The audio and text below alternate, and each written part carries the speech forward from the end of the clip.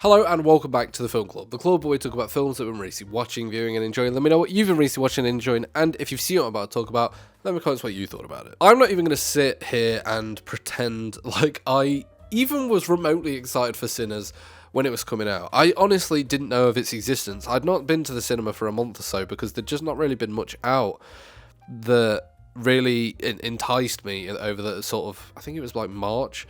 So I didn't see the trailer for Sinners, and then when it came out, I started to see the hype online. I started to see some of the shots and the cinematography involved, the score, and I was like, okay, I'm gonna have to go see it. And I was so pleasantly surprised. Oh my god, what an interesting film Sinners was. This is something that I feel like we just don't really get much of in the cinema recently. Like, we don't get truly original, brilliantly made, high budget cinematic events like this. That's what I would describe this as. Like, it's not got any previous renditions of it. It's not as far as I'm aware, it's not based off books. It's not. It stands on its own feet, and it's a cinematic event. Like, it's not just a low budget A24 film. It is.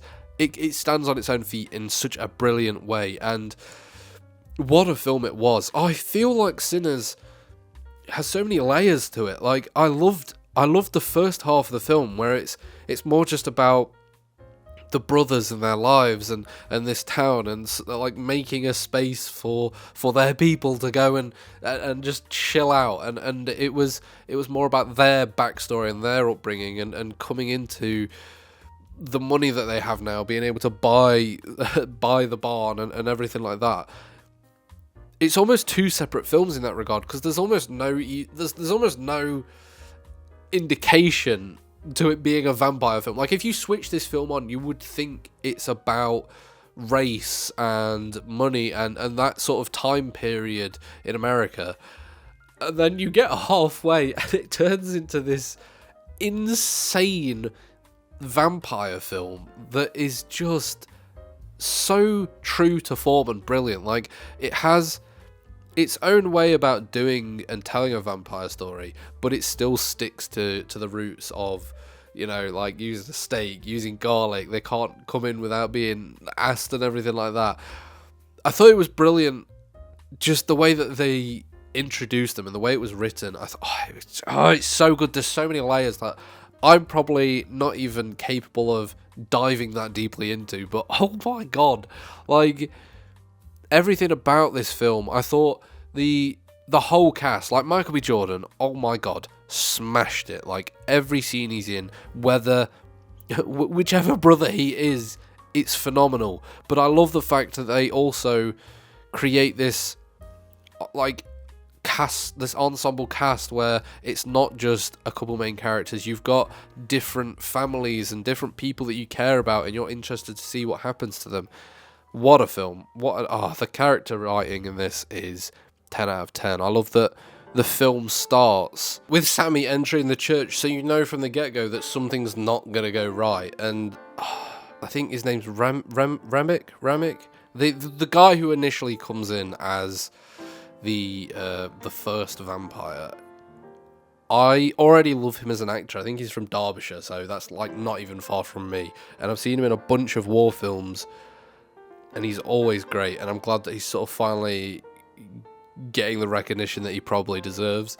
The whole cast, everything was brilliant. The soundtrack, I think it's Ludwig.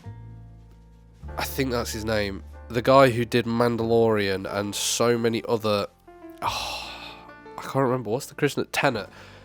I'm sure he did Tenet. And this guy is slowly solidifying himself as up there with some of the greatest, like Trent Reznor, Hans Zimmer, people like that, who are just making incredible scores, incredible soundtracks, and bringing films back to the roots of films actually having, like, distinctable, if that's even a word, distinctable soundtracks and a theme almost that someone could play in 10 years and you'll be like, oh, that was Sinners, I love it. And so that is the true sign of a brilliant score.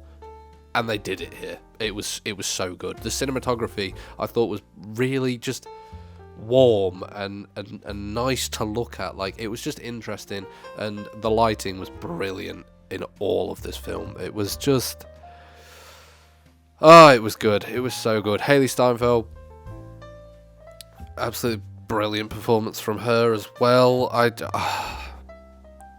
There's so much about this film that is good that we could dive into, but I honestly just want to leave it at, it's a phenomenal film, and we need more like this. We need more like this going into the cinema, because we don't get enough of it these days, and we really need more stuff like this. Like, I've seen a bunch of conversations online about people saying like, oh, should this be the start of a Sinners cinematic universe, and we get like a Sinners 2, Sinners 3, Sinners 4 because of like the after credits on it and all that?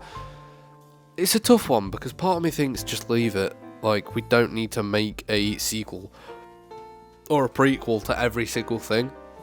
But then another part of me is like, oh my god, I would love to see more of this. Ryan Coogler is slowly solidifying himself as just a director to look out for now. Like, there is a few names that come about, and where we've entered an era where we've gone back to sort of watching films because of a director. Like, yes, this had a brilliant name attached to it of Michael B. Jordan, but also just seeing his name and seeing the fact that he directed it is enough now for me in future to go, ooh, I'm interested to see what his next film is. So I am interested to see what he does next, to be honest. But anyway, let me know in the comments, what did you think of Sinners if you have seen it, and I will see you next time on the Film Club.